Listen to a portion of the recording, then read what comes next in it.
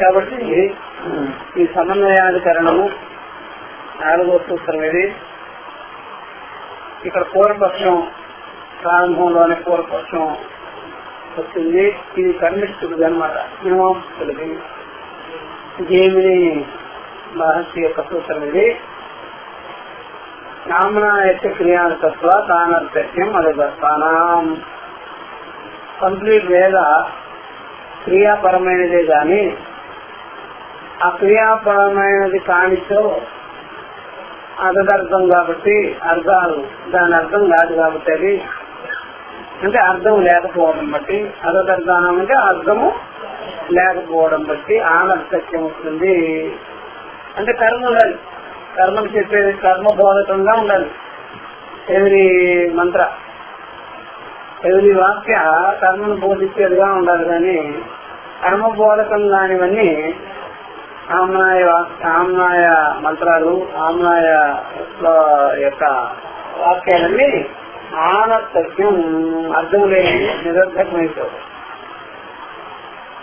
కానీ వాళ్ళ యొక్క పోవాట ఎవరిది కర్మిస్తుంది. అత వేదాంతానాం అనర్థక్యం. వేదాంతము ఉపనిషత్ ప్రామాణ్యమైనటువంటి వేదాంత వాక్యములు అనర్థక్యమగును. ఎందుకని అక్రియాతత్వాత్ దాంట్లో కర్మపరమైనటువంటి బోధకం ఉండేనే లేదు, క్రియా విషయంగా చెప్పరా. అలాగా కర్తృదేవతాది ప్రకాశనార్థత్వేన వా క్రియా విశేషత్వం అది కూడా అది చెప్పుకోవాలి. కర్తృత్వాన్ని గురించి బోధించాలి. వేదాంతంలో కర్తృత్వాన్ని గురించి బోధించారు. కర్తృత్వ రహితమైన బోధ చెయ్యి ఇలాగా అలాగా అని చెప్పలే. ఎక్కడ వేదాంతం అలా చెప్పరు. కర్తృత్వ బోధ ఉండదు. కర్తృదేవతాది దేవతా విషయాల గురించి ఉపాసనాదులు కర్మకాండ ఉండవు. కర్తృదేవతాది ఆది పరమించేది ఎదురుతి. కాబట్టి దాని గురించి ప్రకాశించేది, దాని గురించి అర్థం చెప్పేది, ఆ విధంగా కర్మ వల్ల కలిగేటువంటి ఫలం విధిశేషత్వం ఉంటారు.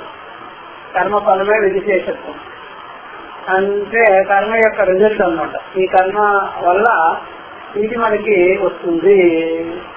కాబట్టి విధినిషేధాల వల్ల కలిగేటువంటి ఫలం విశేషత్వం అంటారు అనమాట.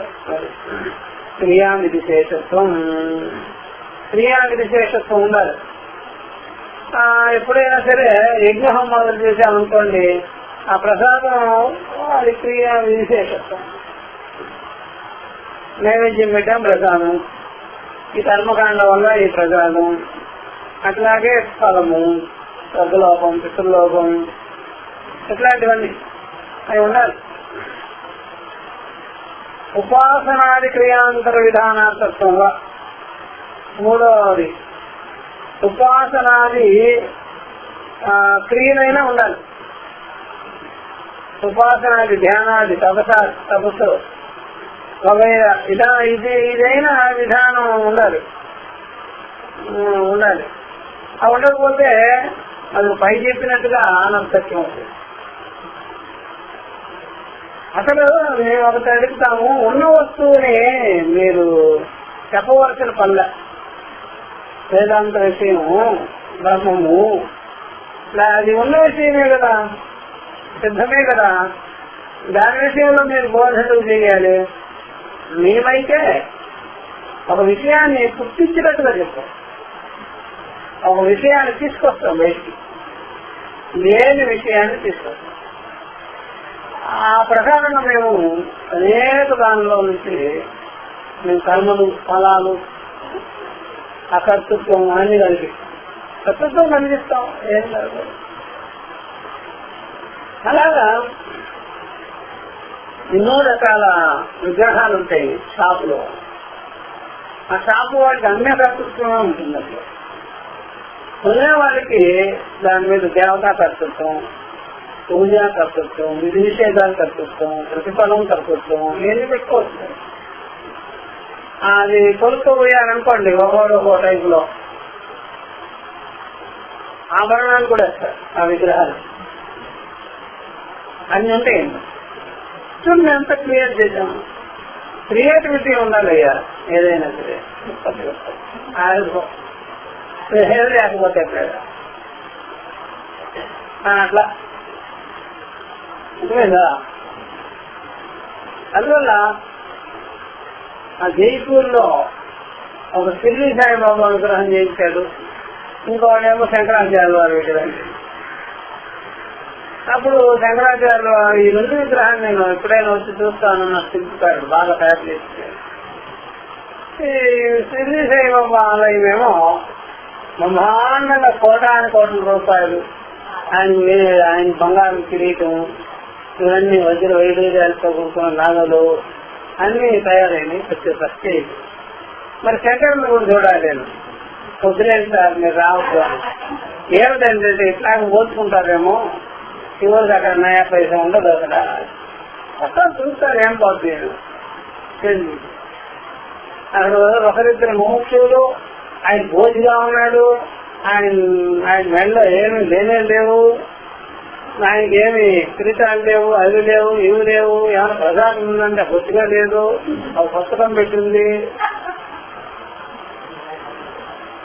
ఇదేమిటయ్యా బాబు, ఆయన వాళ్ళకి విగ్రహం చేసిచ్చారు, మీకు చేసిచ్చారు, మీరేమిటిలాగా అదేం పనికిరావండి. ఇక్కడ బాగు చేస్తున్నది ప్రతీకం. ముఖ్య వెంకటశేఖర అని ఆయనకి ఏం ఎత్తిన నీళ్లు కూడా పోయాం మేము. ఎందుకంటే అది ఉంటే ప్రతీకం అంటే ఇదిగో ఈ పుస్తకమైన మాటమాటకు తీసేయన ఇది నడిచిపోవాలి. కానీ ఆ విగ్రహాన్ని అసలు ముట్టుకోనే ముట్టుకోం. విగ్రహంతో మాకేం పని ఊరిగా ఉండబట్టగా ఆ విధంగా తీసుకొస్తున్నాయి. కానీ మా దాంతో అసలు పని కూడా లేదు. చూసారా, ఇక్కడ ఏమి లేదు, కర్మ పుట్టించురా.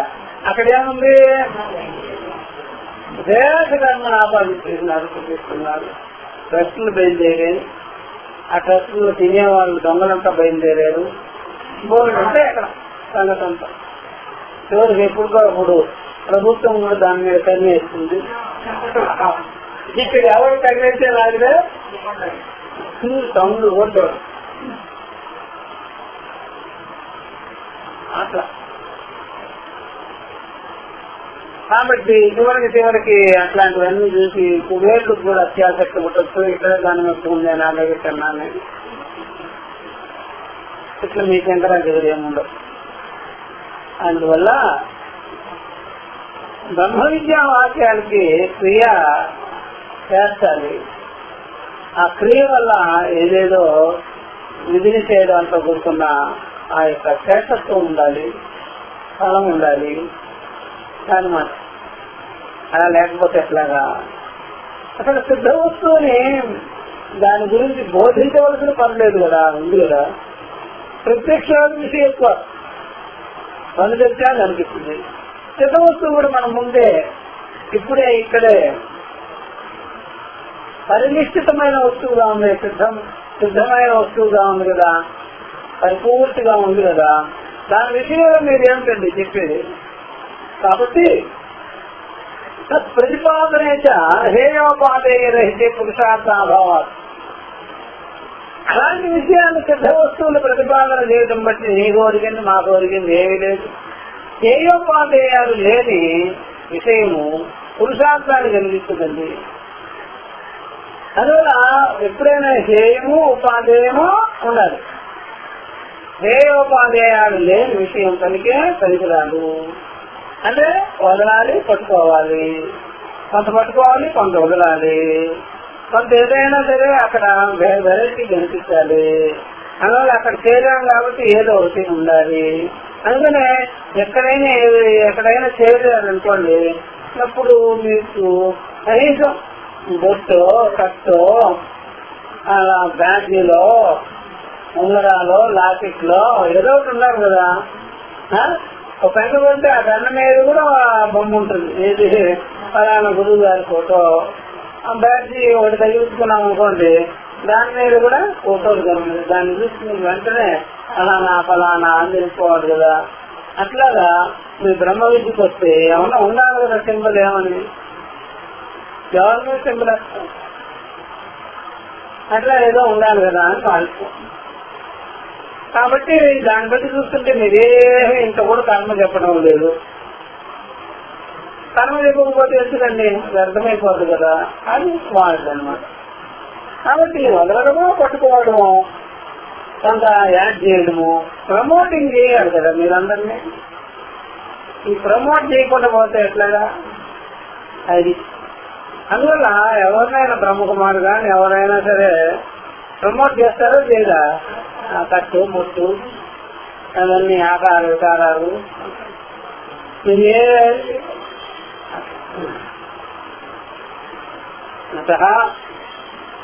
అత ఏవా సో అరోధిత. ఇంకో ఇట్లాంటి వాక్యాలన్నీ మేము పక్కకు దోసేసాం. అతడు చేశాను తైత్రీయ ఇది ఏం ఆదీనాం ఆనర్దస్య మా భూతి విధినాసు ఏకవాక్యత్వాదు తృతీయ అధ్యయన విధీనాం శిహు. ఇలాంటి కర్మరహితమైన చోటికి ఆమె ఏమిస్తే మనకే లాభం అనే వాక్యాలు ఇవి. ఆమె ఏం తిందనుకో మనకేం లాభం అనే వాక్యాలు ఉన్నాయి కదా. కర్మను బోధించకుండా ఊరికే ఉండే వాక్యాలని దాన్ని కూడా మేము వాడుతున్నాం. మా కర్మకాండలో వస్తే వైద్యదేశాన్ని ఇదంతా కర్మకాండ విషయమే. దాన్ని కూడా ఉపయోగంగా పెట్టామండి మేము. దేన్ని ఉపయోగానికి రాకుండా మేము ఉంచాం. అలాంటి వాక్యాలని ఆనర్దిష్టం రాకూడదు అనే ఉద్దేశం చేత విధినాథ్ ఏకవాక్యత్వాత చూసారా, విధి అనేటువంటిది చూసారా ఏకవాక్యత్వంగా ఉంది కాబట్టి అన్నిటికీ తృతీయార్థేన విధీనాంశు అన్నట్టు జైమిని కరెక్టే 1, 2, 3 చూసారా. ఈ ప్రకారంగా ఎక్కడైనా విధులు అనేటువంటిది సమానంగానే ఉంటాయి. విధులు అనేది సమానంగానే ఉంటాయి. వాటికి ఏ ప్రకారంగా కూడా ఎలాంటి విధాతం రాకూడదు. అందుకని మేమేం చేసినామంటే ఎక్కడైనా సరే అలాగా కర్మబోధకం చేయని వాక్యాలు కూడా ఎక్కడైనా పడితే దాన్ని స్థుతిగా అయినా సరే ఉపయోగంలో పెట్టారు. స్థుతి ఏడవడం అంటే స్థుతి. అదే అతడు ఏడ్చాడంటే ఇదంతా కూడా స్థుతి కింద తిప్పేస్తుంది. స్థితి ఏడు కూడా స్థుతే. తెలుగు కూడా అంటే స్థుతే. ఇది తావకత్వేనా చూసారా, తావకము అంటే అర్థమండి స్థుతి. స్థుతి పరంగా అది అర్థవత్వం అయ్యింది. అది పనికొచ్చింది, ఉపయోగానికి వచ్చేది. ఇలాగనమాట కొన్ని వాక్యాలు అలాంటివి ఉంటే అది కూడా మాకు సార్థకమే. అది కూడా సార్థకమే చూసారా. సార్థకం లేని వాక్యాదులు మా దగ్గర ఉండవు. అన్నీ కూడా ఉపయోగాలు పెట్టారు అట్లా. అందువల్ల ఎక్కడైనా కంచిలో బల్లి ఉన్నదంతా గోడ మీద అది ఏమిటి దానివల్ల ఉపయోగం అని అనుకోవద్దు. అది తాగితే మీకు ఏదన్నా వస్తుంది అని చెప్తాము. ఉపయోగానికి వస్తుంది. అట్లా మేము ఏది వేస్ట్ చేయం. ఆ యొక్క స్తంభం మీద ఎన్ని విగ్రహాలు తెచ్చుంటే అన్ని వేస్ట్గా బాగున్నాం. గుళ్ళో దేవుడే పనికొస్తాడు, స్తంభాల మీద ఉండేటువంటి ఆ యొక్క విగ్రహాలన్నీ పనికిరావు అని అనుకో. దాని ఉపయోగాలు బట్టి ఈ స్తంభం చుట్టూ తిరిగితే ఫలానా, ఆ స్తంభం చుట్టూ తిరిగితే ఫలానా అని చెప్పారు. మేము కాస్తూ ఉంటారు మా వాళ్ళు అక్కడ. అలాగా ఉపయోగానికి పెడతామండి. ఉపయోగానికి రానివంటూ ఉండవు. ఏదో రకంగా ఉపయోగాన్ని పెడతాము. మాకు అది అర్థం కాకపోయినా సరే, ఆ ఉపనిషత్తులు అర్థం కాలేదు, బ్రహ్మ విద్య అర్థం కాలేదు, బ్రహ్మసూత్రాలు అర్థం కాలేదన్నా మేము దాన్ని ఉపయోగపడతాం కదా. మేము ఏదో రకంగా కర్మలో చేర్చకపోతే, ఉపాసనలో చేర్చకపోతే, స్థితిలో చేర్చకపోతే అడగండి చేసేస్తాం ఏదో ఒక రకంగా. అది ఎక్కడ నిన్న మొదమాల గొడవలు చేసి నమస్కారాలు పెట్టుకుంటాం, సరిపోతుంది. ఏదో రకంగా మేము చేస్తాము. అందుకనే ఎప్పుడైనా సరే నామకోట అయినా సరే దాంట్లో ఏం కర్మ లేకపోయినా శ్రీరామ్ అంటే కర్మ లేదు కదా, శ్రీరామ్ అంటే కర్మ ఉండదు కదా. అందువల్ల మేము దాన్ని కూడా ఉపయోగపెడతాం. రామకోట రాయింది పెద్ద ఏదో తరంగమో ఏదో తయారు చేస్తాము, దాంట్లో అన్ని వేసేస్తాము. వేసేస్తే అదంతా మర్చిపోతుంది అయితాను కదా. అట్లా చేసాం. ఆ మర్చిపోయిన దాన్ని కూడా వదిలిపెట్టాం. అది మళ్ళీ దాన్ని బాగా మెత్తగా చేసేసి ఆ పొడి కూడా అమ్ముతాం. పొట్టు పెట్టుకోండి ఏది ఇంత కూడా వేస్ట్ చేయమనుకోండి. అట్లా అట్లా ప్రతిదీ కూడా ఉపయోగాన్ని చేస్తారు. కర్మిస్తుంది ఈ లోకంలో ప్రతిదీ కూడా ఉపయోగం ఉంది. అది బాగా గుర్తుపెట్టుకోవాలి. ఏది ఉపయోగానికి రావు అని మాత్రం మీరు అనవద్దు అని అది బాగా గుర్తుపెట్టుకోవాలి. ఎక్కడైనా అంతే, ఎవరైనా అంతే. ఈ కర్మిష్ట భావాలతో ఉండే వాళ్ళందరూ ఇదే టైప్. అర్థమైందా?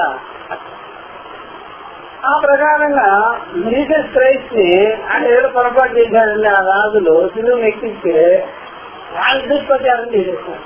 మీకోసమే ఆయన ఇచ్చారు, రక్తంగా పడిపోయింది అని చెప్పేసి దుష్ప్రచారం. మళ్ళా ఏదో ఒక రకంగా జైలు చేసుకోవాలి కదా.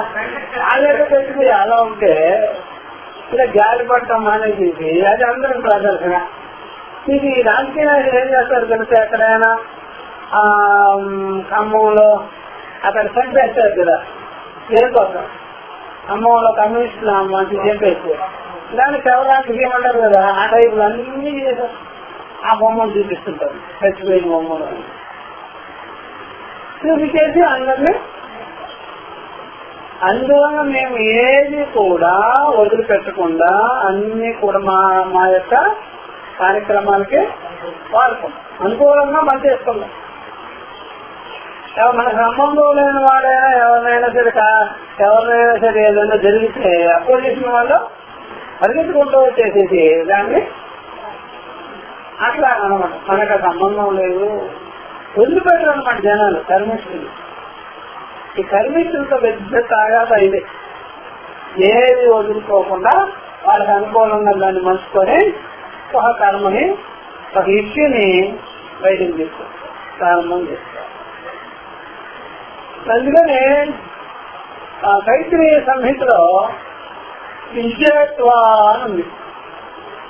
మంత్రాణాంచ విషయత్వ అంటే నరుకుము అని, విషయత్వ నరికి అని. ఇత్యాదిన క్రియా తత్సాధన అభిదాయత్వేన కర్మ సమవాయత్వం ఉత్తం. ఇలాంటి వాక్యాలు కూడా అది ఎందుకు చెప్పాడు ఏం చెప్పాడు అనేది ఉండదట. విషయత్వం అనేది దీన్ని ఛేదించుకోవాలి అని.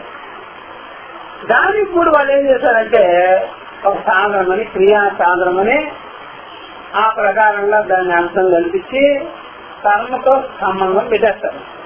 కర్మ సమవాయత్వం మొత్తం కర్మతో దాన్ని యాడ్ చేసేస్తారు అన్నమాట. ఏది వదిలిపెట్టేవాళ్ళు కర్మతో సంబంధం పెట్టుకొని దాన్ని ఆ విధంగా ఉపయోగంలోకి తెచ్చేస్తారు. అట్లా అలాంటివన్నీ కల్పన చేస్తారన్నమాట కర్మిష్ఠులు. ఇలా వాళ్ళే చెప్తున్నారు వాళ్ళ మాటల ద్వారానే. ఇట్లా మేము అన్ని ఉపయోగాన్ని తెస్తున్నాం కదా, కర్మ ఉపాసనలకి మేము తగిలిస్తున్నాం కదా. మీరు కూడా వేదాంత వాక్యాలని వివేకము, అర్థము, విచారణ, శ్రవణ, మన్నాదులు అవన్నీ కాకుండా కర్మకి సంబంధం పెట్టేయండి, తగిలించేయండి ఉపాసనలకు కూడా తగిలి. కాబట్టి బ్రహ్మము నేనే అయ్యున్నాననే మాట పక్కన పెట్టేసి బ్రహ్మను ఉపాసన చేయండి. ఎదుగు కర్మగా బ్రహ్మనే ఉపాసన చేయండి, మనసులో బ్రహ్మోపాసన చేయండి, ఇదంతా బ్రహ్మమని ఉపాసన చేయండి అంటారు.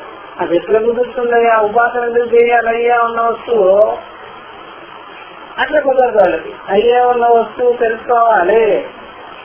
ఆ తెలుసుకునే మూమెంట్ లో కూడా అయ్యే ఉన్నాను అనేది కాకుండా ఏదో కించిత్ కర్మ చెయ్యాలి.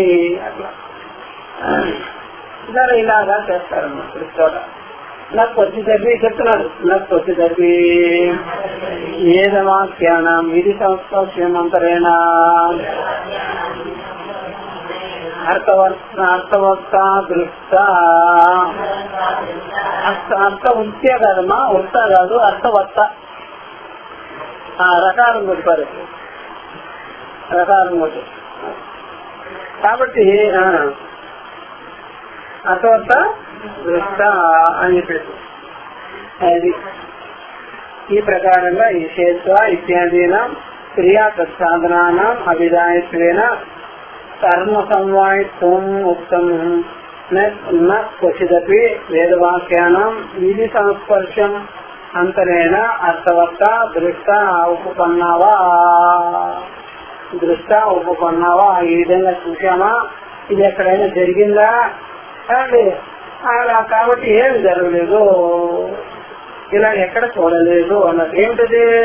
ఎక్కడ కూడా వేద వాక్యాలకి విధి అనేటువంటిది ముడిపడకుండా, విధితో చేసుకోకుండా, విధి సంబంధం లేకుండా, విధికి భిన్నంగా అది అర్థవంతమైంది, సార్థకతకు వచ్చింది అనేది మేము ఎక్కడైనా చూసామా? ఇదంతా జరిగిన విషయమా? జరిగిన విషయంగానే కాదు, మేము ఎక్కడ చూడలేదు. అన్నిటికీ కూడా విధి సంస్పర్శ ఉంది, విధితో కనెక్షన్ ఉంది. విధి అంటే తెలుసుకున్నా కర్మ, ఇలా చెయ్యి అలా చెయ్యి అని. కాబట్టి ప్రతి వాక్యం కూడా వేదంలో ఉండేటువంటిది, ప్రతి వాక్యం కూడా విధిని అంటిపెట్టుకునే జరిగింది. విధిరహితంగా ఏది జరగదు. అందుకని మీరు బ్రహ్మ విద్యా వాక్యములకు కూడా సత్యజ్ఞానమంతం బ్రహ్మ ఇది ఉపాసితవ్యం అట్లా ఏదో ఒకటి పెట్టండి అని. అన్నిటికీ కూడా కర్మ కలిగించాలి. కాబట్టి మేము వేద వాక్యాలకి ఎక్కడ కూడా కర్మను అంటుకోకుండా, మేము చూసింది లేనే లేదు, ఆ ప్రకారంగా సంభవించింది లేనే లేదు, అలా చేస్తేనే దానికి అర్థవంతం సార్థకత ఏర్పడిపోతుంది, లేకపోతే అది అర్థమైపోతుంది అనేది కదా వారి ప్రతిజ్ఞ కదా. ఇది ఇప్పుడు చెప్తున్నారు, ఇదంతా పూర్వపక్షం ఇప్పుడు నచ్చేది. నచ పరినిష్ఠితే వస్తు స్వరూపే విధి సంభవతి క్రియా విషయత్వాత్ విధేహే. అది రాష్ట్ర ఈ ప్రకారంగా నచ పరినిష్ఠితే వస్తు స్వరూపే విధి సంభవతి నచ సంభవతి. పరినిష్ఠితమైన వస్తువు అంటే అంతటా వ్యాపకమైన, సిద్ధంగా అచలమైన, ఇతర అజమైన, నిత్య శుద్ధ బుద్ధ ముక్త స్వరూపమైన సర్వం కల్వితం బ్రహ్మ అనేటువంటి వాక్యాలన్నీ పరినిష్ఠితమైనవి. పరిత నిష్ట అంతటా అదే, చూసి మనము అప్పుడు సందు లేకుండా అదే అనేటువంటి ఆ యొక్క తత్వస్వరూపం ఉండే, అట్లాంటి జ్ఞాన స్వరూపము. అలాంటి వాటికి సరే విధి లేకుండా పనిచేయదు. విధి అనేటువంటిది సంభవించదు అన్నారు కదా మీరు. కానీ క్రియా విషయత్వాలు విధేహే, సరే క్రియా విషయంగానే విధి ఉంటుంది. క్రియా విషయత్వ విధేహే అని చెప్పి, కాబట్టి నజ పరిణిష్ఠితే వస్తు స్వరూపే విధి సంభవతి క్రియా విషయత్వాలు విధేహే. కాబట్టి ఎప్పుడైనా సరే నిజంగానే సిద్ధమైనటువంటి తత్వానికి విధి అనేది ఉండకపోవచ్చు. విధి అనేటువంటిది అంతా క్రియాపరమైనది, ఇదంతా కూడా క్రియాపరం. మేమేమన్నామో తెలుస్తుంది మీకు, క్రియ తగిలిస్తే గానీ అది అందరికీ తెలియదు, అందరికి ఉపయోగంగా ఉండదు అని కదా మేమనేది. అందరికి ఉపయోగంగా ఉండాలంటే ఏం చేయాలి? అందుకని ఇప్పుడు ఎక్కడైనా చూడండి, 10 మంది స్వాములు పిలిచామనుకోండి, మీరేం చెప్తారు సార్ అంటే, నేను భక్తుల గురించి చెప్తాను చెప్పండి సార్. సార్ మీరేం చెప్తారంటే యోగాన్ని గురించి నామైతే చెప్పండి, మీరేం చెప్తారంటే నేను కర్మల గురించి చెప్తాను చెప్పండి. అందరూ ప్రతి ఒక్కరు ఒకటి సబ్జెక్టులు ఎన్నుకున్నారు. మరి మీరేం చెప్తారు సార్ అని, నేను బ్రహ్మ విద్య చెప్తామండి, స్వతంత్ర విద్య, మీకు మాత్రం 10 నిమిషాల కన్నా ఎక్కువ ఉంటుంది. అది కూడా అందరూ అయిన తర్వాత చెప్పండి. మీరు ఇవన్నీ భక్తి గిక్తి అన్నీ అయిపోతుంది. భక్తి చెయ్యాలి అంటారు. భక్తి అంటే అర్థం నిద్రలేసి పూజ చేసుకోవాలి, జపం చేసుకోవాలి, తాపం చేసుకోవాలి, ప్రార్థనలు చేయాలి, అది చేయాలి అని అన్ని అదంతా భక్తి అట. అందుకనే ఇప్పుడు చూడండి ఎంత భక్తి పెరిగిందో ఈ కలియుగంలో. ఇదంతా దొంగోళ్ళు అడంతా భక్తులు కాదు ఏం కాదు, అంత ఎక్కడికక్కడే భక్తే ఇచ్చా అట్లా అందరూ సమయం చేసుకోవడం అనమాట. అట్లాగా ఇదో భక్తత, తర్వాత కర్మయోగం అంటాడు, యోగం అంటాడు, ఇవన్నీ. ఆ తర్వాత ఇవన్నీ వినేటప్పటికీ అసలు ఆ యొక్క శ్లోక ఏమైపోతాడు, బాగా టైట్నెస్ వచ్చేసి నిద్రపోవడమో వెళ్ళిపోవడమో చేసి వరకు మీకు టైం ఇస్తున్నానండి. మీరు దేని గురించి చెప్తారు, బ్రహ్మ విద్య నాకు చెప్పండి అనేటప్పటికి అక్కడ ఇవ్వడం. అది లోపల ఏం చేస్తారు, భజన కార్యక్రమం, సంకీర్తన కార్యక్రమం పెట్టాము, మీరు ఆపేయండి సార్ అని. బ్రహ్మ విద్య అంటే అంత వెగటం వేదిక, అది ఏదో పనికొచ్చేది కాదులే. మరి భజన ఒక దృష్టిగా ఉండేవాళ్ళు అంతే, అది లెక్కలోకే రాదు. అందుకనే కొంతమంది ఏం చేస్తారంటే ఫీల్డ్లోకి వచ్చే తెలుగు మంత్రులు ఏం చేస్తారంటే మాతోనే అనేవాళ్ళు. ఇప్పుడంతా మనం ఉపనిషత్తులు ఆ బ్రహ్మ విద్య మాట్లాడకూడదు, జనరల్ గా చెప్పేస్తాం. చాలా మంది జ్ఞానము, చాలా ధనము, మఠం ఉండటం ఏర్పడిన తర్వాత బ్రహ్మ విద్య చెప్తాం. అప్పుడు పెద్ద కన్ఫ్యూషన్ లో ఉంటారు వాళ్ళు. ఇప్పుడు అన్ని సమకూరిన తర్వాత ఇప్పుడు కరెక్ట్ గృహస్థుడు ఏం చేస్తాడు, సంపాదనలంతా అయిన తర్వాత ఇప్పుడు ఏం చేస్తున్నారు సార్ మీరు అంటే ఆ ధర్మకర్తగా చేరే ఈ మధ్యన గుళ్ళు. ఇది వరకు అధర్మకర్త అన్ని అయిపోయిన తర్వాత గుళ్ళో ఏం చేశాడు, ధర్మకర్తగా చేరాడు. అంటే అక్కడ తినాలి కదా, ఇప్పుడు అక్కడ చూపించాలి కదా, అక్కడ మీరు కర్తృత్వంతో చూపించాలి కదా, అక్కడ వాళ్ళ పూజారుని ఏదో ఒకటి అనాలి కదా. ఇదివరకు ఆఫీసులు అనేవాళ్ళు ఆ పూజలు ఎవరా అట్లా కూర్చున్నాడు, ఇట్లా కూర్చున్నావు అని ఆ భక్తులను కూడా అనొద్దా. ఇది లేకపోతే ఇప్పుడు దాన ధర్మాలు చేస్తున్నామంటాడు. అక్కడ గృహస్థుల పని అదే కదా. అట్లా వీళ్ళంతా అంతకుముందు ఏం జ్ఞాపకం వచ్చుండవు. అట్లాగా జర ఇలాగా ఉంటారు, జనాలు ఎక్కువ ఉంటారు. అందుకని బ్రహ్మ విద్య అనేటువంటిది వాళ్ళకి పట్టనే పట్టు.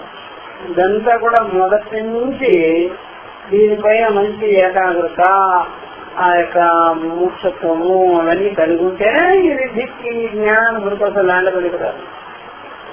అందుకని కొంతమంది బాగుంది ఇలాగా అన్ని అయిపోయిన తర్వాత చివరిలో మేము బ్రహ్మ విద్య చెప్తాము.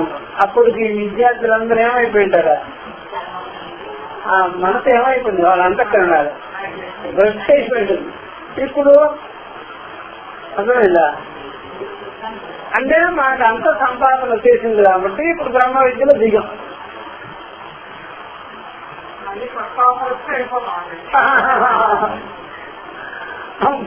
ఇది వినాలి కదా విద్యార్థులు, అది కూడా టీవీ లెవెల్ డబ్బులు వచ్చేసినాయి కదా, టీవీలో చెప్పేసి అందరూ అర్థమైపోతుంది.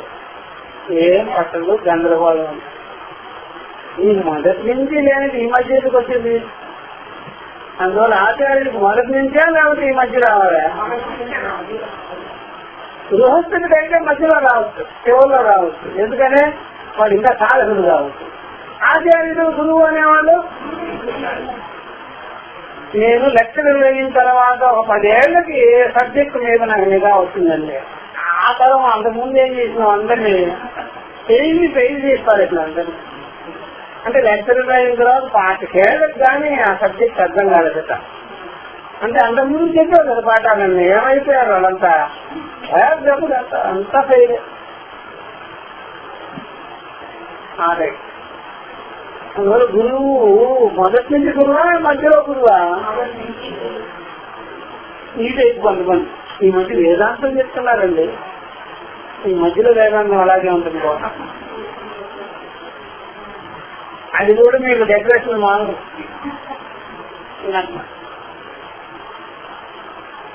అర్థమైందా? కాబట్టి ఎప్పుడైనా సరే మొదటి నుంచి ఇది తర్వాత ఏంటి చేసేది బాగా గుర్తు పెట్టుకోవాల్సి అట్లా కొంతమంది ఇలా మాకు గోడి చెప్పేవారు అంతా. మనము ఇలా అంతా బ్యాక్గ్రౌండ్ అంతా తయారు చేసుకున్న తర్వాత విద్య, అదే అప్పుడు విద్య ఉండదు, విద్య ఉంటుంది. అట్లా అలా ప్లాన్ చేస్తున్నారు అధికారులు. అప్పుడు వాళ్ళ ప్రవృత్తి ఎలా ఉంది? బాహ్య ప్రవృత్తిగానే, అట్లా బాహ్య ప్రవృత్తిగానే అది బాగుంటుంది పెట్టుకోవచ్చు. ఈ ప్రకారంగా నటి పరమెత్తు సేవకు సునితే విధి సంభవతి క్రియా విషయత్వాతో విధేహే.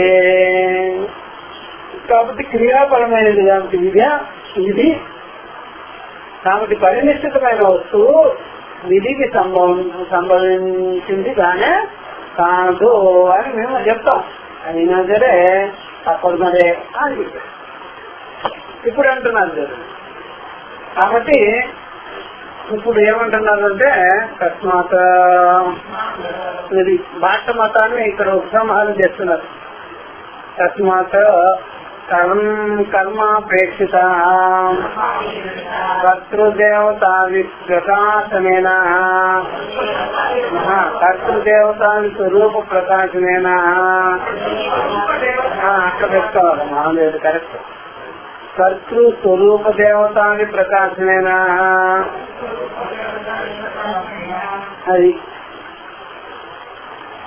అది ఇట్లా పడింది ఇంట్లో ప్రకాశం. కర్తృ దేవతాని స్వరూప ప్రకాశనేన సరే. ఇక్కడేమో కర్తృ స్వరూప దేవతాని ప్రకాశనేన నేను క్రియా విధిశేషత్వం వేదాంతానా అది అతరాంతర భయాత నా ఏతదభ్యుభూమిపే శంకర్ల అన్నమాట. తథాపి వాక్యగత ఉపాసనాది కర్మపరత్వం తస్మాత్ నా బ్రహ్మణ శాస్త్రయో నిత్యమితి ప్రాప్తే ఉచ్యతే. అది కాబట్టి తస్మాత్ కర్మ అపేక్షిత, కర్మ అపేక్షిస్తూనే ఉండాలి. వేద వాక్యాలు, వేదాంత వాక్యాలు. కర్తృ స్వరూపాన్ని, కర్త దాని యొక్క స్వరూపము, దేవతా స్వరూపం దాన్ని ప్రకాశించేదిగా ఉండాలి. కర్తల గురించి చెప్పాలి, దేవతా స్వరూప స్వభావాల గురించి చెప్పాలి. ఇలాగ శ్రీకి వేద క్రియా విధిశేషత్వం, క్రియా విధి పరంగా ఉండాలి. క్రియలు ఉండాలి, విధి విధానాలు ఉండాలి. ఆ ప్రకారంగా దాంట్లో ఏదైనా కర్మఫలం రావాలి.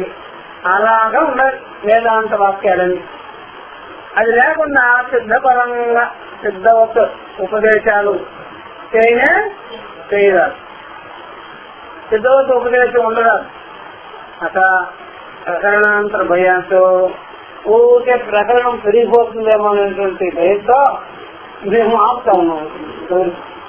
ప్రకరణాంతర భయంతో నా ఏతదాభ్యుపగమ్యతే ఇవన్నీ కూడా పోసుకొచ్చినట్టుగా చిన్న చిన్న విషయాలన్నీ లేకపోతే చెప్పడం లేదు. ఎందుకని ఎలాబరేట్ అయిపోతుంది అని శంకర. తథాపి వాక్యగత ఉపాసనాది కర్మపరత్వం అయినప్పటికీ కూడా ఆయా వాక్యములో ఉండేటువంటివన్నీ ఉపాసనాది పరంగానే ఉండాలి. ఉపాసనాది ఈవెన్ కర్మ పరంగానే ఉండాలి. ఏ వాక్యాలైనా సరే, ఉపనిషత్ వాక్యాలు, ఈవెన్ యొక్క వేద కర్మ భాగంలో ఉండేవన్నీ, అవన్నీ కూడా ఈ కర్మ ఉపాసనతోనే ఉండాలి. అంతేగాని ఉత్త జ్ఞానాన్ని బోధించేటువంటివి ఏం లాభం అండి? ఎందుకండి? తస్మాత్ నా బ్రహ్మణ శాస్త్రయోనిత్వ ప్రాప్తే. కాబట్టి నా బ్రహ్మణ, బ్రహ్మం ఉంది, శాస్త్రయోనిత్వం అని చెప్పారు కదా మీరు. అది చెప్పారు కాబట్టి చెప్తున్నాము. శాస్త్రమే ప్రమాణం. అతి శాస్త్ర ప్రమాణంలో శాస్త్ర కర్మ, శాస్త్రం ఎందుకు చెప్పబడిన కర్మ, శాస్త్రం ద్వారా చెప్పబడిన ఉపాసనాదులు ఆ బ్రహ్మమునకు తగిలించే మీరు చెప్పాలి, చెయ్యాలి. ఏదైనా ఒక బ్రహ్మాన్ని అలాగా వదిలేకండి, ఆ బ్రహ్మకు ఏదో ఒకటి తగిలిస్తూ ఉండండి అని కర్మిస్తులు అన్నారు. అన్నిటిలోనూ తగిలించారు. నిత్య శుద్ధ బుద్ధ ముక్త స్వరూపము అని అయ్యన్న నాకు ఎందుకయ్యా ఇవన్నీ అన్న, మేము మాత్రం తగిలించే తీర్థము, తగిలించే తీర్థము, వదిలిపెట్టే పనే లేదు అని వీళ్ళు. తస్మాత్ బ్రహ్మణ శాస్త్రీయ ప్రాప్తే ఉచ్యతే. అతి పరబ్రహ్మతత్వానికి కూడా కర్మ ఉపాసనాదుల్ని అంటించవలసిందే తప్ప ఆ ప్రకారంగా శాస్త్రీయోనిత్వము తత్వ సమన్వయం చేయాలి. వాక్యాలంతా తీసుకొచ్చి ఆ విధంగా కర్మ ఉపాసనతో జతపరిచే మీరు చెప్పాలి, బోధించాలి. ఉత్త జ్ఞానాన్ని బోధించకూడదు అని చెప్పేసినారు. ఎవరు? మార్త మతం వారు. సరే, దాన్ని ఇక్కడ మనం ఇప్పుడు ఖండన చేద్దా చెప్తున్నారు. తత్తు సమన్వయాక సుశబ్ద పూర్వపక్షవ్యావృత్యర్థః తద్బ్రహ్మ సర్వజ్ఞం సర్వశక్తి జగదుత్పత్తి స్థితిలే కారణం వేదాంత శాస్త్రాదేవ అవగమ్యతే. కథం సమన్వయాత్ సర్వేషు వేదాంతేషు వాక్యాన్ని తాత్పర్యేణ ఏతస్య అర్థస్య ప్రతిపాదకత్వేన సమనుగతాని తదేవ సౌమ్యమగ్రహాసీత్ ఏకమేవాద్వితీయం ఆత్మా వా ఇదమేక ఏవాగ్రహాసీత్. రెండు రోజులు చెప్పారు ముందు కూడా. తస్మాత్ నా బ్రహ్మణ శాస్త్రీయనిత్వం ఇది ప్రాప్తే. కాబట్టి బ్రహ్మము శాస్త్రీయనిత్వం అనే మాట కరెక్ట్ కాదు అని వచ్చింది. కాబట్టి దాన్ని అవాయిడ్ చేస్తూ తత్తు సమన్వయాత్ తద్బ్రహ్మ సమన్వయాత్ వేదాంత వాక్య సమన్వయాత్. శబ్దం చేత మీరు చెప్పేదన్నీ ఇక్కడ కుదరదు, మీరు చెప్పే మాటలకి ఇక్కడ స్థానం లేదు, అవాయిడ్ చేసేసినారు శబ్దం చేత. కాబట్టి తద్బ్రహ్మ వేదాంత వాక్య సమన్వయాత్ ప్రతిపాదన చేస్తామట. అప్పుడు అన్ని వేదాంత వాక్యాలను తీసుకొచ్చి చూపించి ఇంకో కర్తృత్వం ఎక్కడుంది, ఎక్కడ విధిశేషత్వంగా చెప్పబడింది, అంతా కలిపి ఏకవాక్యతగా సిద్ధముగా కర్మరహితంగా జన్మాదులు లేనిదిగా ఇక్కడ ఇంత స్పష్టంగా ఉంటే, జగత్ రహితమైనటువంటి విషయంగా ఉంటే, సంసార రహితమైన విషయంగా ఉంటే, ఇక్కడ కర్మకాండకి ఉపాసన భాగానికి ఇవన్నీ స్థానం ఎక్కడుంది అని మేము చెప్తాం. ఈ ప్రకారంగా తత్తు సమన్వయాత్ తద్బ్రహ్మ సమన్వయాత్, సమన్వయం వల్ల తెలుసుకోవలసి ఉన్నది, విచారించుకోవలసి ఉన్నది. శబ్దం చేత మీరు చెప్పినట్టు మాత్రం ఇక్కడ కుదరదు, స్థానం లేదు మీకు. అలా శబ్దం అవాయిడ్ చేయబడింది. పూర్వపక్షాన్ని, కర్మకాండ, ఉపాసనాదులు అవాయిడ్ చేసి ఇలాగా వేదాంత వాక్య సమన్వయ జ్ఞానేన ఏవ జ్ఞాతవ్యం అస్తి, తెలుసుకోవాల్సి ఉన్నది అని చెప్పేస్తున్నారు. ఇప్పుడు చెప్తున్నారు తత్వ సమన్వయంతో అని చెప్పేసినారు కదా. సుశబ్ద పూర్వపక్ష వ్యావృత్యర్థ, సుశబ్దము పూర్వపక్షాన్ని నెగేట్ చేసే దానికోసం వచ్చింది. మీ క్రియాపరం అన్నారు, ఈ విశేషత్వం అన్నారు, అదన్నారు, ఇదన్నారు, అవన్నీ ఇక్కడ లాభం లేని విషయం. ఇక్కడ నిలవరాదు, ఇక్కడ పనికిరాదండి. బ్రహ్మ అయితే మరి ఆ బ్రహ్మం అంటగా ఇప్పుడు ఇక వేదాంత సూత్ర ప్రతిపాదితమైన బ్రహ్మం ఉందే, ఆ బ్రహ్మము సర్వజ్ఞమైంది, సర్వశక్తి మొత్తమైంది. సర్వభూతములు ఎందు శక్తి స్వరూపముగా, అంటే చైతన్య శక్తి స్వరూపముగా, సర్వభూతములు ఎందు జ్ఞస్వరూపముగా, సృష్టి స్థితి లయాదులతో కూడుకున్నటువంటి జగత్తుకి ఆధారమై ఉన్నది. కారణం జగదుత్పత్తి స్థితి లయ కారణం. ఈ జగత్తుకే కదా, బ్రహ్మ ఉన్నదిగా సృష్టి స్థితి లయాలు జగత్తుగా. అలాగా శరీర ఇంద్రియాలకే జన్మ మరణాలు ఉన్నాయా? ఈ యొక్క శరీర ఇంద్రియాల ప్రకాశితమవుతున్నటువంటి సాక్షికి ఉన్నదా? సాక్షికి సంసారమా లేకపోతే అహంకారానికి సంసారమా? అది అంతా కూడా ద్వైత భావాలన్నీ అంతఃకరణ విషయమా లేకపోతే సాక్షి విషయమా? అట్లా జగదుత్పత్తి స్థితిలే కారణం. కాబట్టి ఈ జగత్తుకి ఉండేటువంటి సృష్టి స్థితి లయాదులు దానికి ఆయన కారణంగా, ఆధారంగా, మూలంగా, వ్యాపకంగా ఉన్నాడు. అది వేదాంత శాస్త్రాదేవ అవగమ్యతే. అది ఈ ప్రకారం వేదాంతనామ ఉపనిషత్తనామాన్ని వేదాంత శాస్త్రముల ద్వారానే అవగతం నిశ్చయం చేసుకోవాల్సి ఉన్నది. కాబట్టి వేదాంత శాస్త్ర ప్రమాణములు చేసిన ఇది నిశ్చయానికి వచ్చే విషయంగా ఉన్నదే కానీ మీరు చెప్పినట్టుగా విధంగా కర్మ ఉపాసన విషయంగానే కాదు అని కథం ఇప్పుడు చెప్తున్నారు. కథం ఎలాగా సమన్వయాత. కాబట్టి సమన్వయం చేసుకోవాలి, దాన్ని అన్ఫోల్డ్మెంట్ చేసుకోవాలి, నిశ్చయాన్ని తెచ్చుకోవాలి. దీనిలో ఉండేటువంటి యథార్థమైన జ్ఞానాన్ని మనం కలిగించుకోవాలి ఇలా విచారణ ద్వారా అని చెప్పారు. సమస్త వాక్యాన్ని కొత్తగా పోసి దాన్ని ఒక క్రమంగా విచారించినట్లయితే నీకే ఈ అర్థం బోధపడుతుంది. సర్వేషు హి వేదాంతేషు చెప్తున్నారు. సర్వేషు హి వేదాంతేషు వాక్యాన్ని తాత్పర్యేణ ఏతస్య అర్థస్య ప్రతిపాదకత్వేన సమనుగతాన్ని. ఇది అండర్లైన్ చేసుకోవాలి. సర్వేషు హి వేదాంతేషు సమస్త వేదాంత వాక్యములు యందు, సర్వ ఉపనిషత్ వాక్యములు యందు ఆ తాత్పర్యం ఏకత్వ ప్రతిపాదనమైనటువంటి తాత్పర్యం ఉంది చూసారా, నిశ్చితార్థము.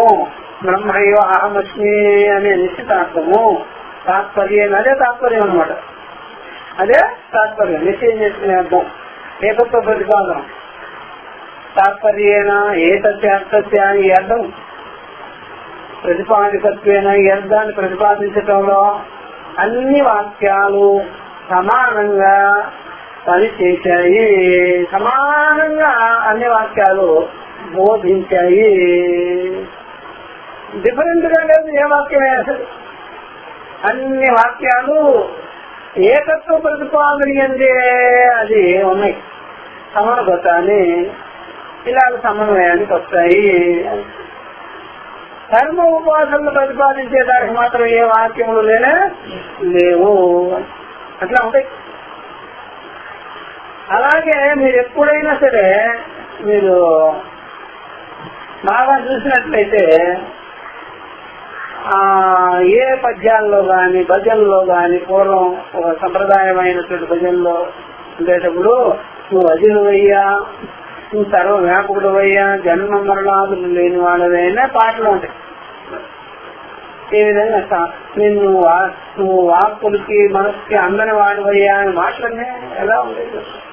అందుకనే అది సామాన్యమైనటువంటిది కాదు, అన్ని సమన్వయం చేస్తుంది అలాగా ఏకవాక్యంగా, సాధన సాధ్యరహితంగా సిద్ధంగా. అదే అవసరం మీద మంత్ర ఆసీత అనే వాక్యం ఉంది, దాన్ని చూడండి. తత్ ఏవా సౌమ్య ఇదం అగ్రే ఆసీత. అయ్యా ఈ సత్స్వరూపమైన బ్రహ్మము ఓ సౌమ్యుడ అన్నిటికీ జగత్తుకు ముందేమో అదే ప్రతిష్ఠితమైనది, అదే సర్వాధారమైనది. కాబట్టి జగత్తుకు ముందే ఈ తత్వం తప్ప రెండవది లేదు, అసలు రెండో మాటే లేదు. ఇది ఒక్కటే ఉన్నది జగత్తుకు ముందే. ఆ తర్వాత ఈ జగత్తు ఈ ప్రకారంగా కనిపిస్తుంది. కాబట్టి ఈ జగత్తు ఇలా కనిపించినా సరే ఈ జగత్తుకు ముందున్నది బ్రహ్మమే, జగత్తుకి ముందున్నది బ్రహ్మమే, జగత్తుకి ఆధారంగా ఉన్నది బ్రహ్మమే, జగత్తు ఉన్నా సరే బ్రహ్మమే, జగత్తు లేకపోయినా సరే బ్రహ్మ. అది అది అది తప్ప రెండవది లేదు. రెండవది జాత్యంతరములే లేదు. జగత్తులో జాత్యంతరాలు ఎన్ని ఉన్నాయి చూడు. జగత్తుకి ఆధారమైన దానిలో జాత్యంతరములు భేదములు ఏది వేరే, ఏకమేవాద్వితీయం ఒక్కటే, రెండవది లేనిది. మట్టిలో రెండవది లేదు, మట్టి చేత లేని కొండల్లో అనేక వృత్తం ఉంది. ఏకమేవాద్వితీయం ఆత్మావా ఇది మగ్ర ఏక ఆత్మావా ఇదమేక ఏవాగ్ర ఆసీత. ఆత్మ తప్ప రెండవది దీనికి ముందు ఏది లేదు. దేనికి ముందు? ఈ జగత్తుకు ముందు. ఈ నామరూపాత్మకమైనటువంటి స్థావర జంగములతో కూడుకున్నటువంటి ఈ చరాచరాలతో కూడుకున్నటువంటి ఈ జగత్తుకు ముందు ఆత్మ తప్ప రెండవది ఏ వస్తువు లేదు. కాలం లేదు, దేశం లేదు, వస్తువు లేదు, ఏది లేదు. అందువల్ల విరోధములు వచ్చేది ద్వైతములే కానీ ద్వైతానికి ముందుగా ఉండేటువంటి దానిలో ఏ విరోధం లేనే సర్వాధారభూతమైనది, అన్నిటికి ముందే ఏకంగా ఉన్నది. ఈ అన్ని దేని మీద ఏది ఆధేయంగా ఉన్నాయో కల్పింపబడి ఉన్నాయో దానిలో పరస్పర వైషమ్యాలు ద్వైత భావాలలోనే ఉంటాయి. తదే తద్ చెప్తున్నారు. తదే తద్ బ్రహ్మ అపూర్వం అనపరం అనంతరం అబాహ్యం అయమాత్మా బ్రహ్మ సర్వానుభూ. ఇది వేదాలు పద్ధతి. బ్రహ్మైవేదం అమృతం పురస్కార ఇత్యాదీనే. ఇలాంటి వాక్యాలు చేత మీకు అది పరినిష్ఠితమైనటువంటి వస్తువుగానే ఉన్నది. కాబట్టి అదే బ్రహ్మ అతి బ్రహ్మము అపూర్వమైనది, కారణము లేనిది, అనపరమైనది, కార్యము కానిది, అనంతరము భేదములు లేనిది, అబాహ్యము బాహ్యము కానిది, అంటే నామరూపాలుగా వ్యక్తం కానిది. అయమాత్మ బ్రహ్మ, ఈ ఆత్మే బ్రహ్మమైనది, ఇదే సర్వానుభవమైనది, సర్వభూతస్థమైనటువంటి సర్వభూత అనుభూత రూపంగా ఉన్నది ఇదే. బ్రహ్మ ఏవ ఇదగం అమృతం, ఇదంతా బ్రహ్మమే ఉన్నది, అమృతమే ఉన్నది, మన ముందున్నది అదే, మనమై ఉన్నది అదే, ఇదంతా బ్రహ్మమే. ఈ ప్రకారంగా వాక్యాదుల చేత ఏకత్వ ప్రతిపాదన పరినిష్ఠితమైన వస్తువు సిద్ధ విషయమే కనిపిస్తున్నదే గాని సాధ్య విషయంగా లేదే. ఎన్ని వాక్యాలైనా వాడండి, వేదాంత వాక్యాలు ఇలాగే సమన్వయపడుతుంది. అందుకే ఇదొక వాక్యం చెప్పండి, నెక్స్ట్ క్లాస్ లో చెప్పుకుంటా. నచ్చ సద్గతానం, ఇదంతా ఎవరికి సమాధానం చెప్తున్నారో నచ్చ తద్గతానాం పదానాం బ్రహ్మస్వరూప విషయే నిశ్చితే సమన్వయే అవగమ్యమానః సాంతర అవగమ్యమానే అర్థాంతరకల్పనా యుక్త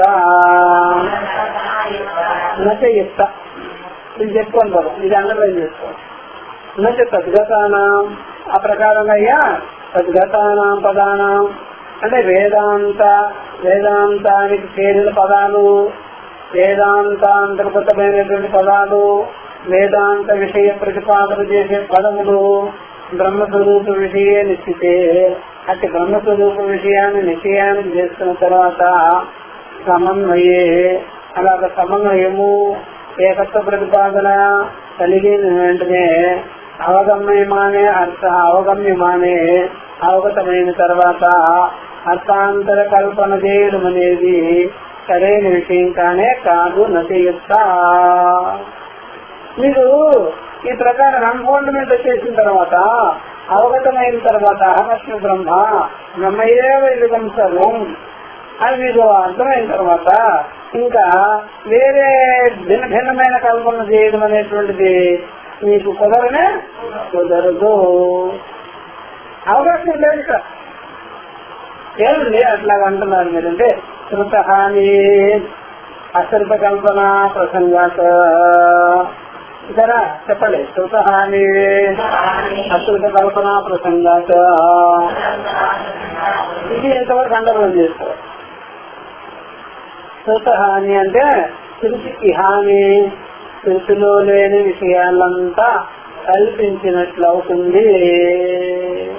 శృతికి హాని చేయడం, శృతిలో లేని విషయాలంతా కల్పన చేయడం అనేటువంటి సందర్భం అనే ప్రసంగం వస్తుంది. ఇవన్నీ ఎందుకండి శృతిలో ఉన్న విషయం ఇది. శృతికి భిన్నమైన అర్థాలు మనం కల్పించుకోవడం. శృతి యథాశృతి తద్వత ఏవా యథాశాస్త్ర ప్రమాణంగానే మనం చెప్పుకోవాలి. కానీ భిన్నమైనటువంటివన్నీ కల్పించకూడదు. ఒకటి చెప్తే ఒకటి చెప్పలేదా. అథాతో బ్రహ్మ జిజ్ఞాస అనగానే అథ బ్రహ్మ జిజ్ఞాస అనగానే అయ్యా ఇప్పుడు మేము ఈ బ్రహ్మమును వైకుంఠవాసి ఆయన సర్వగుణ గుణ సంపన్న అయినటువంటి ఆ యొక్క విష్ణు బ్రహ్మమును మేము జిజ్ఞాస చేయదలుచుకున్నాము. పురాణ భాగవతం ద్వారా అవన్నీ ఆ చట్టంతా ఉంది. అక్కడ ఎందుకు లేకపోయినవన్నీ యాడింగ్ అట్లా ఏమన్నారు మిమ్మల్ని. వేదాంత వాక్యాలతో సంబంధం ఏంటి అంటే ఆ యొక్క సర్వకణ గుణ సంపన్న ఇలాగా నారద తుంబులతో కూడుకొని వైకుంఠంలో విష్ణువు అలాగా లక్ష్మీ అమ్మవారిని పాదములకి దగ్గర పెట్టి అలాగా శేషపాండం మీద పడుకున్న ఆయన గురించి మేము ఇప్పుడు జిజ్ఞాస చేస్తున్నాము, అలా తింటాము. అట్లాంటివన్నీ చెప్పారా? చెప్పు నీకెప్పుడు బాబు అని ఆది దేవుణ్ణి అంటే అప్పుడు నీలకంఠ భాష రాస్తారు. బ్రహ్మపుత్రుడు నీలకంఠ భాష అవసరమా? ఆయనకి విషం లేదని ఆయన కంఠమంతా నల్లగా అయిపోయింది. ఆ యొక్క శివబ్రహ్మని ఇక్కడ మేము జిజ్ఞాస అవన్నీ ఎందుకండి మనకి ఇక్కడ చెప్పింది ఏంటి, మీరు చేసే పని ఏంటి? అందులో అర్థాంతర కల్పన అన్నది యుక్త అనుకోవాలి. భాష్యం రాసేస్తాం. నీలకంఠ భాష్యము తర్వాత ఏం భాష్యం? శ్రీ భాష్యం అంటే శ్రీ భాష్యం అంటే శ్రీ భాష్యం వద్దు, పురుష భాష్యం వద్దయా. ఇక్కడ ఉండే భాష్యం చాలు. ఏమేమో కలుపుంది. మధ్వాచార్యులు అదొకటి రాస్తారు అనుభాష్యం అని, ఇంకోటి రాస్తారు. ఇవన్నీ అవసరమా? ఇట్లాగా వాళ్ళు చదివితే అమరంత గందరగోళం. అక్కడ భాగవతం చెప్పారు. భాగవతం వాక్యాలకే సంబంధం చేయాలా ఏంటి? బ్రహ్మసూత్రాలు చూడండి. భాగవతం ఏంటి